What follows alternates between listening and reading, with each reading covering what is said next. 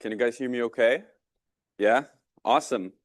Cool. Yeah, final presentation. We're almost there. Home stretch. No pressure. Cool. So today I'm going to be talking about building a culture of applied research, the DSGT ARC story.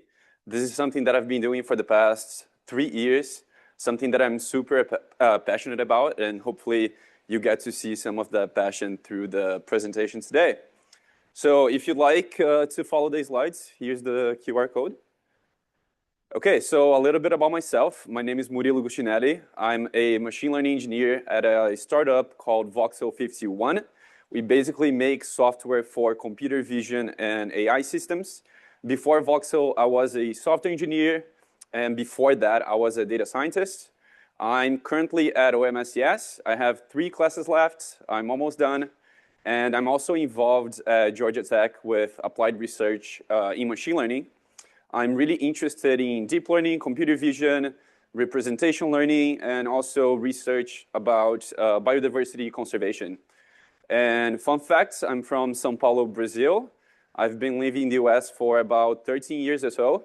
And I was a swimmer for 22 years. So that was like my past life. Okay, so the agenda for today, I kind of structured the presentation into 3 parts. First, I'm going to be talking about past, then present, and then future. So past is going to be basically the origin story of ARC, how we came about.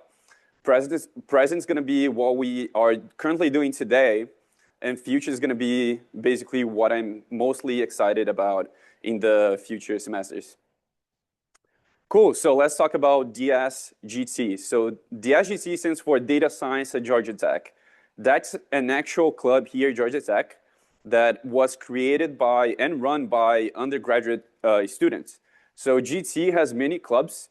DSGT is one of them, is run by undergrads mostly. Now because of ARC and because we have been expanding so much, there's a bunch of graduate students in the club as well.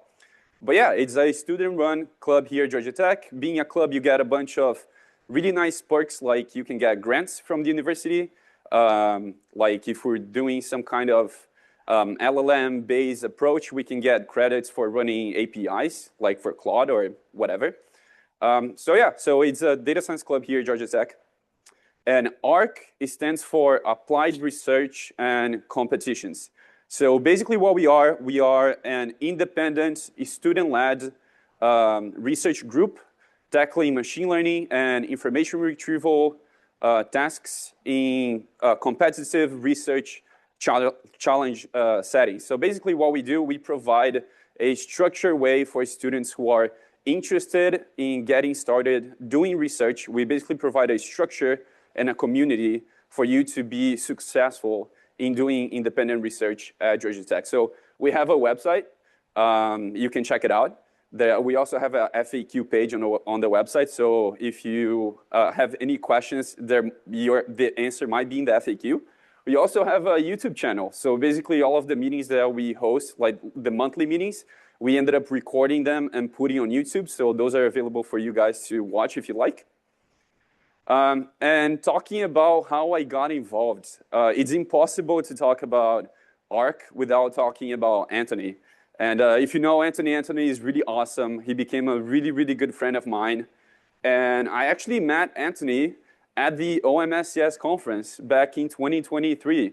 It was the very first conference, OMSCS conference, held here at Georgia Tech. It was actually held at the Nanocomputing Technology Building. It was a really cool conference. I was actually sitting next to Anthony during the conference, and Anthony was a speaker. So he was actually speaking about participating in a machine learning competition on Kaggle. I'll talk about Kaggle, about identifying bird calls in audio. So it's a competition on Kaggle. He was talking about what's it like to run a group, basically a team, to tackle this machine learning competition on Kaggle. Kaggle is this platform. It's very known in the machine learning space. It's basically an open source platform. It has been bought by Google, so now it's run by Google. But it basically has a bunch of open source data sets, and they host a bunch of machine learning competitions that you can participate. Some of them, as you can see, they have a lot of cash prize. So 50K, 200K. Some of them were like more than $1 million that they were giving away. And these ones in particular are for a research setting. So you can see there's a research tag there. So all of those are towards like research. And Anthony was participating in this competition called CLEF in 2023. And the competition, like I said, it's about classifying bird calls in audio in soundscapes. So every 5-second window in the audio, you have to classify which birds are perching in those 5-second interval windows. And it was everything that I wanted to do because it involved machine learning, involved getting your hands dirty to actually build something, involved research. So during the conference, after he presented, I was like, I gotta talk to this guy. And he was sitting right next to me. So I ended up joining the team. We participate. There was, back at the time, the competition was already almost over. There were only, I think, 3 weeks left. But I actually ended up making a real contribution to the solution. We wrote a paper. We published the paper. He actually ended up winning as the best working note award at the conference. And we won $2,500, which was really cool. And then Anthony goes to the conference that was held in Greece at that year.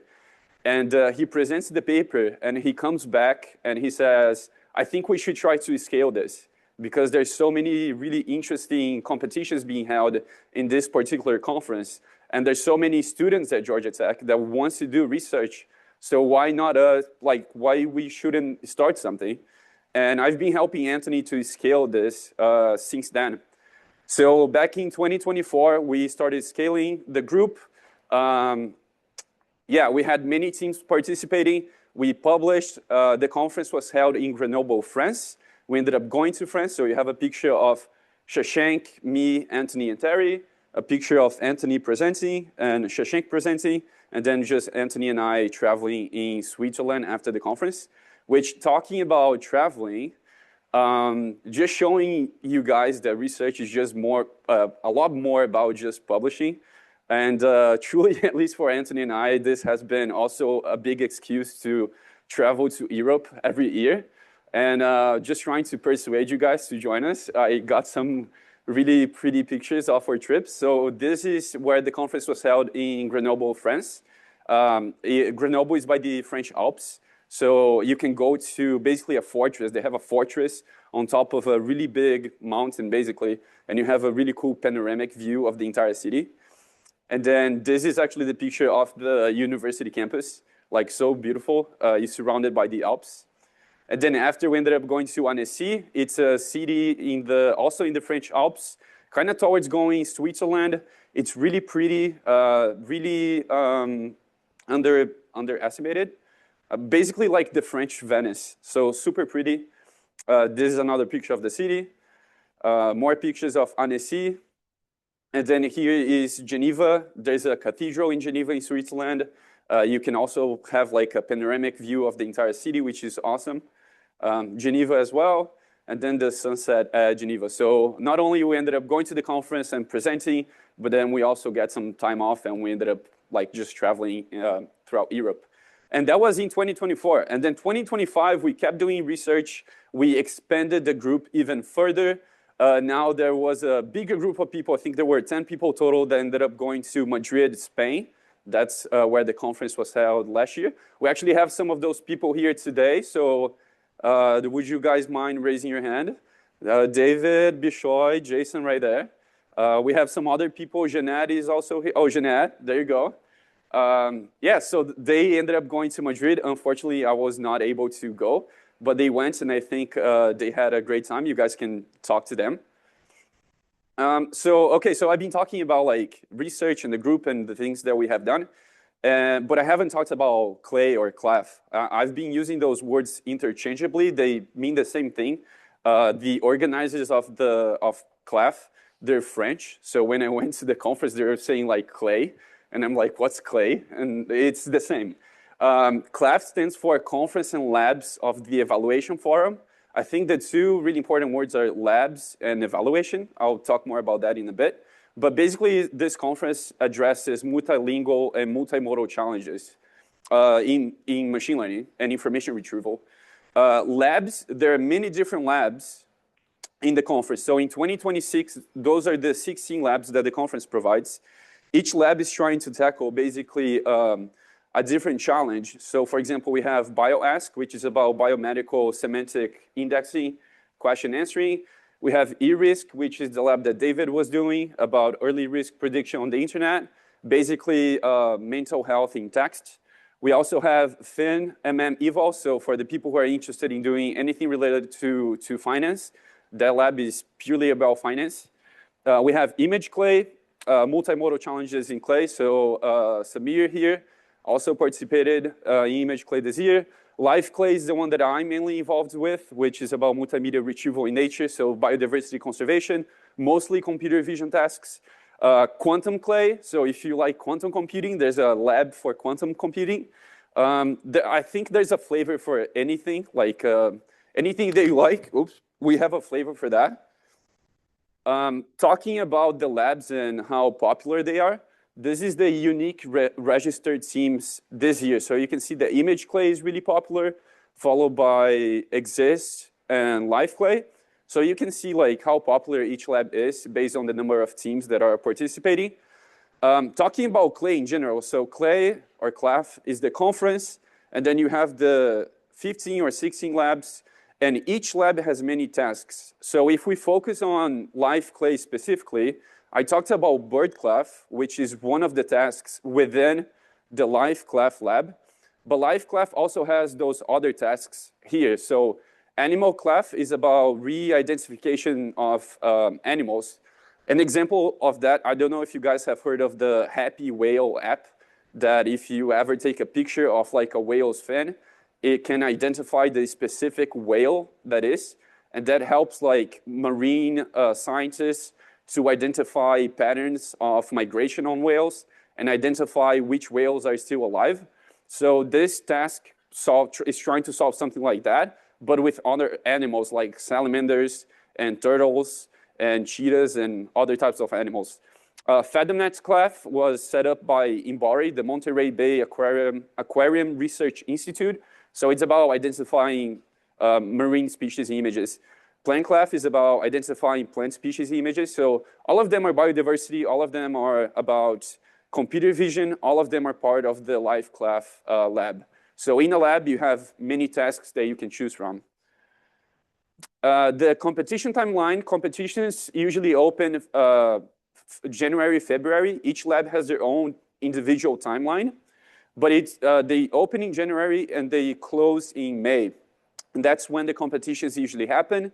And it fits really nicely with the spring semester, right? Because like spring semester that we start in January, we finish in May. So it fits really nicely.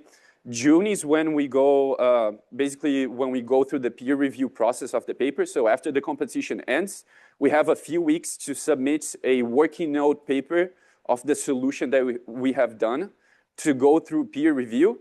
And then it goes through peer review, you get the feedback back from the reviewers, you address them, you send the paper back again, and then you get accepted or rejected, and then the conference happens in September. Super important to note the time commitment. Usually people underestimate the amount of time that it takes to do research, since research is so open-ended. But I'd say it's equivalent to a 3-credit course, so 150 hours, more or less. I will say, though, research, specifically in this setting, you get out what you put in. So the more time and effort that you put into the research that you do, probably the more meaningful your contribution will be. And also, probably you feel better with what you do. Besides CLEF, recently we started expanding and branching out to other conferences. So I think CLEF is a really nice beginner-friendly conference to participate. It's not super hard to publish a CLEF, but then we started branching out and going to different conferences. So last year I was actually invited to go to CVPR. CVPR stands for Computer Vision and Pattern Recognition. It's one of the biggest conferences in AI. Every year there's roughly like 9,000 to 10,000 researchers going. And it's almost like taking a glimpse into the future, because all of the really big tech companies, they go and they present their cutting edge research at those conferences. It was really cool to attend. It was the first time that I attended CVPR last year. And yeah, you have a picture of me presenting the poster with some of the researchers that I met and just attending the conference. And then this year, I'm going to be going to CVPR again. It's going to be held next month in Denver, Colorado. And I'm actually going to be doing more things this year. I'm going to be presenting 2 posters. I was invited to be a keynote speaker for the Latinx workshop. And I'll also be speaking at the fine-grained visual categorization workshop at CVPR. And I was able to convince Anthony to go with me. So Anthony's coming with me along with one more person from the group. And we're all going to be presenting posters at CVPR this year. Okay, so I mainly have been talking about the past, where we are right now. This is a really nice summary of our group over the years. So 2022, Anthony started, and it was basically just him and a group of 5 people. 2023 was when I joined, and it was me, Anthony, and 2 more guys basically doing research. 2024 was the year that Anthony and we kind of decided to expand the group and basically open up to more people and provide a structured way for people to get started doing research. So we grew. We ended up publishing 11 papers as a group, and we had 22 authors. And then 2025 was the year that we really grew. We expanded even more. We ended up tackling almost every single lab within CLE. So I think that year there were 14 labs. We ended up participating in 13 of them. We ended up having 21 papers published and 45 authors. And then this year we're actually expecting something very similar. I think we're expecting 20 papers to be published within, I think, 46 authors. So basically we were able to stabilize from our growth. And yeah, we're able to double in size from 2024 to 2025. So the way how we run things, we have a team lead and team members. Basically, the main difference is that the member is responsible for a real contribution in the research. That's loosely defined, but something that goes into the final paper. And then the lead, the only difference really is pushing the paper towards the end goal. Basically, publishing the paper, sending the paper, going through peer review, making sure the paper gets published at the conference. But both will be contributing to coding, or the research direction, or giving ideas and things like that. But the lead, it's more like a managerial role, because they not only contribute to the final solution, but also like organizing things. When it comes to meetings and structure, we have monthly meetings, we have weekly meetings, and we used to host hack sessions as well. So monthly meetings is a way to keep all of the teams accountable towards the research cycle. So once a month we meet. The meeting takes about like an hour and a half to 2 hours. All of them are on our YouTube channel. So if you want to check it out, it's almost like a mini conference, because each team, well, every month we have basically not a flavor, but every month we have a topic. So the first month would be like EDA. The next month is going to be modeling. The next month is going to be results. And that's a way for keeping every single team on track towards publishing. We also have weekly meetings. So those are set up by each team. They set up a time that works for everybody on the team to meet up on a weekly basis to make sure it's almost like a stand-up, to make sure that the research is progressing towards the final goal, for the members to give updates and so on. And then we also have hack sessions. Those used to be 8-hour sessions over the weekend, so Saturday and Sundays. I used to host those. So I was available usually from 12 p.m. to 8 p.m. on Saturdays and Sundays. So basically just me available on a Zoom call, and people could join. And that's how they usually look like. It was just us like goofing around and getting work done. So yeah, a picture of myself, Anthony, and Max, and yeah, just trying to get work done on a weekend. Regarding compute and how we get things done, so early on, like back in 2023 and 2024, We did not have any support from PACE. We're actually doing everything by yourselves and paying by yourselves. So everything was done on GCP. Anthony was actually paying out of pocket. This is just to show like the type of guy that Anthony is and how much invested he was in the group. So we were paying for all of the resources for the entire team out of pocket on GCP. And then we were hoping that we would win the best working note paper at the end, and that would cover all of the costs for the entire group. But then since 2025, since last year, because we had such a big success in just publishing research, we were able to get a PACE-ship.